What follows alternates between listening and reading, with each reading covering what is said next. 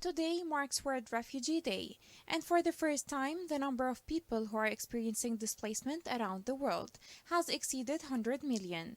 Out of this figure, 53.2 million are those who have fled their homes to other areas within the borders of their country, for fear of their lives, mainly because of conflict and violence. In Yemen alone, 4.3 million people have become internally displaced persons, leaving behind their lives, at times with the clothes on their backs and many experiencing displacement multiple times.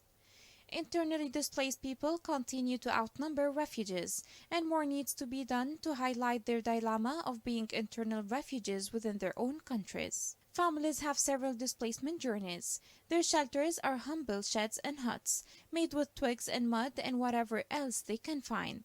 Their nutrition is very poor and they have to juggle between paying for food, electricity, medical care, or feeding the few livestock they have left, after losing most of them to hunger and the burden of moving around so much. Women and children and the elders continue to bear the brunt of the challenges of living in internal refugee, with no access to the most basic rights such as health services, water and sanitation, education and jobs.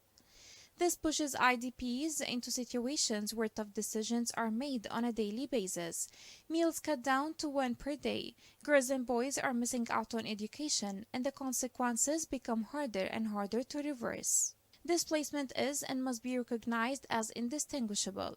Whether people have had to cross borders or remain inside their borders of their own country, protecting them is critical. It is crucial that the international community strengthens support to the plight of IDPs in Yemen, in building their resilience and helping them ensure their self-reliance while they integrate where they are or are able to return to their place of origin.